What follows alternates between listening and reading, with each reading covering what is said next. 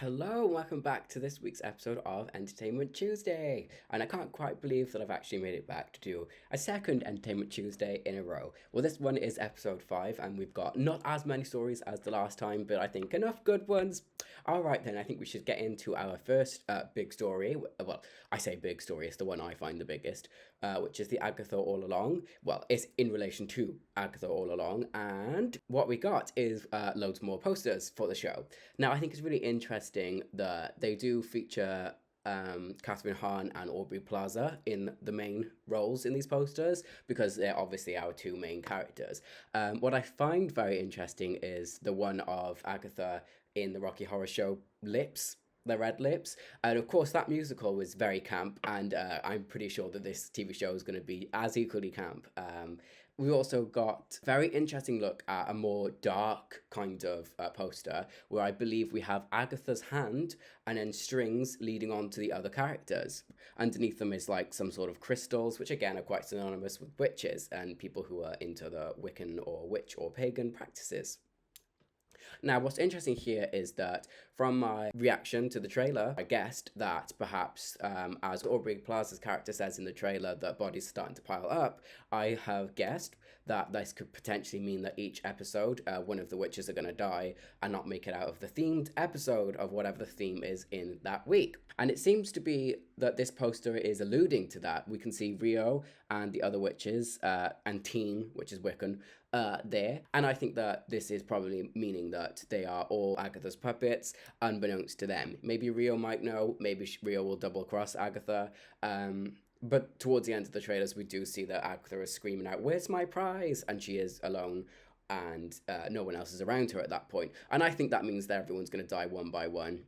With these episodes, and I think this poster is a little secret nod to that. We also have a very, very weird poster of Agatha going into like a witch cottage, which is very reminiscent to me of the Winnie Pooh Blood and Honey posters, and that film was awful.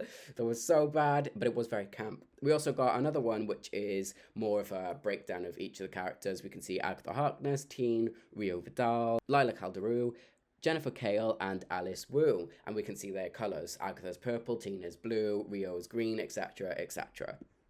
And that relates to their magic style, and I guess Scarlet Witch is red, which is why we don't have a red character in these posters. Okay, keeping on track with Agatha, we're not done just yet. We can also see that whilst shooting this show, they used a lot of practical sets for Agatha all along, as you can see around me in the images. And one of the head TV showrunners of Marvel, Brad Winderbaum, he has said that every single effect will be done practically, the magical environments, the road itself, the monsters they interact with, all along the way. So I think this is really nice to see some actual practical world building and sets, something for the actors to act alongside, but I think it's also nice that it isn't all just sound stages, green or blue screen and CGI. Interestingly, I think we can see in one of these sets here, that looks like the Witch's Road, really big set here, and there's a really cool glowing tree. Now, I'm very intrigued to see what this glowing tree may be. I wonder what it is. I have no idea what it could be, but I think when I watch the show now, I'll be like, oh, look, it's that glowing tree from the stage behind the scenes picture we got. Also, we can see one of the monsters here. Now, I'm not sure if this is Mephisto as a practical effect before they do add some CGI on top. You know, in the trailer when that weird Mephisto-ish devil flame thing comes out of what I thought was Rio, but here we can see that it might actually be Alian's character, Alice Wu, who might be possessed. Or this is just another monster they interact with and we didn't see in the trailer, and this might be coming after Alice Wu and could potentially be where she dies within the series. I'll be interested to see how this pans out, though, of course, when we do watch them and when we get to watch them on September 18th. And the last little bit about the Agatha story is that again, the executive producer, Brad Winderbaum, has teased that if you're a fan of Wanda, you're going to enjoy this step down the road. And then he's talking about Agatha all along, obviously. And a step down the road being the Witch's Road, which, of course, is something that the Scarlet Witch goes on, but they've made Agatha go on it this time. And I think that could mean that either if you're a fan of Wanda, you'll like it because he's thinking anyone who's a fan of Wanda likes witches, so they're going to like the Witch's Road and they're going to like Agatha. Or he could suggest that maybe Elizabeth Olsen might return tiny amount in the TV series, maybe one of the last episodes, and then that will be her reveal that she's not actually dead.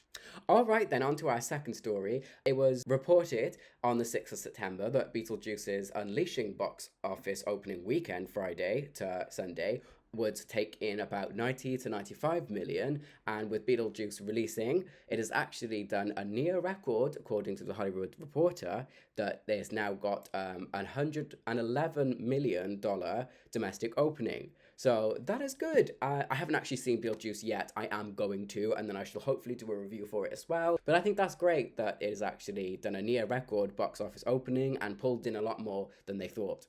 However, what appears to be happening, unfortunately, for the Joker's sequel is not as successful as Beetlejuice is getting. The Joker sequel film on Rotten Tomatoes is getting a really bad Rotten Tomato critic score.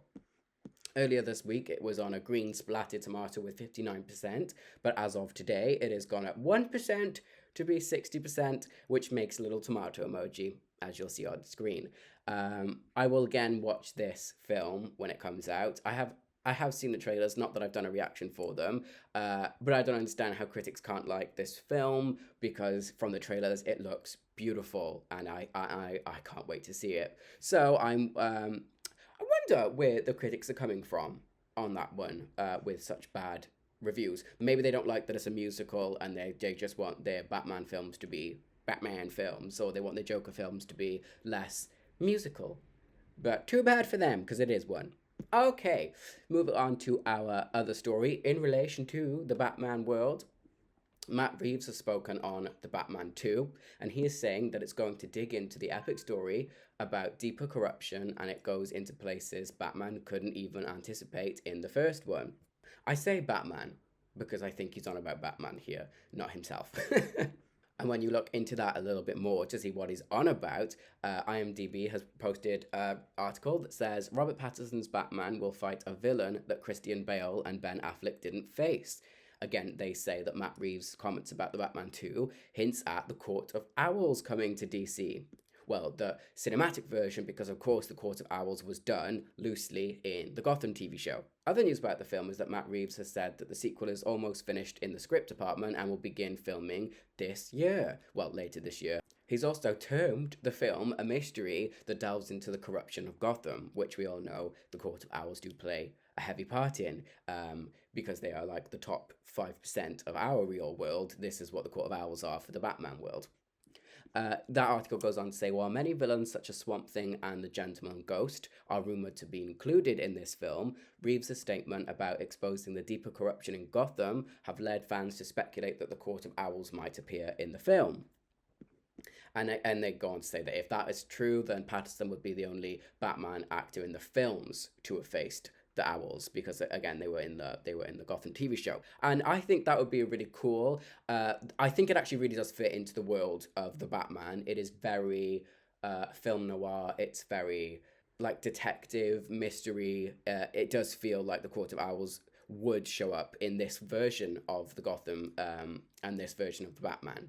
So I think that's a good choice if it is the Court of Owls. Certainly fits in with the world they've already built. And again, that film was another great and very beautiful film. And I think that DC, James Gunn's DC universe should take notes from these more serious films, because they do pull attention, I think, and they are well received, except from Joker 2. But we'll have to find out why. Maybe if the film is total crap.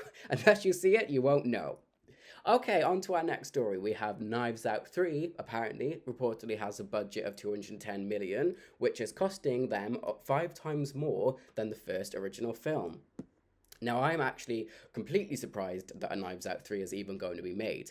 I didn't review the first or the second film, but I did enjoy the first one, and I thought the second film was absolutely... It was not good. The plotline was crap, boring, and slow. And I certainly didn't think any of the new characters, not even Kate Hudson, could save that movie. It was bad, it was implausible, and I'm shocked that enough people liked it for them to make a third one. But it is making a third one with a better and bigger budget, so they might get off that stupid island with the glass onion and find themselves back into a better narrative.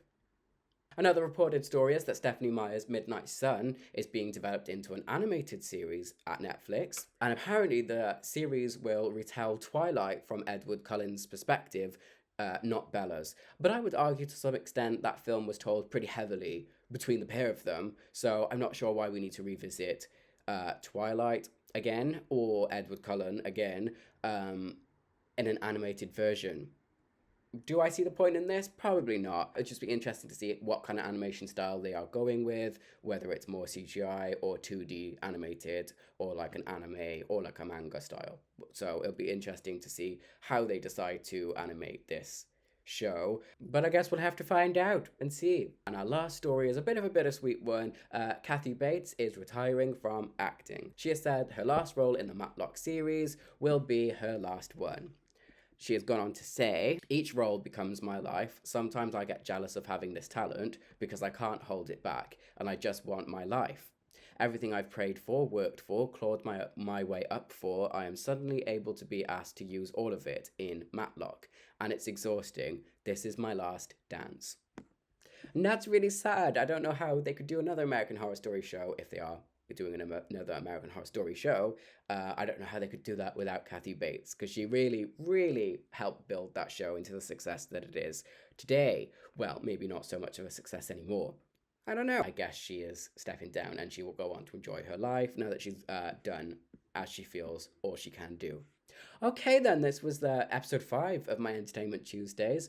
We may even see me return for a third one in a row with episode 6 next week. Who knows? But until then, you can watch my Rings of Power reviews. I just posted the third review today alongside this one, and you can also watch any of the reactions I've done, and the next one's upcoming I shall probably be doing along with the Rings of Power episode 4 and 5, most likely going to be that Jurassic World video I was talking about doing. It's in the works still. I still have to get round to having time to get round to do it.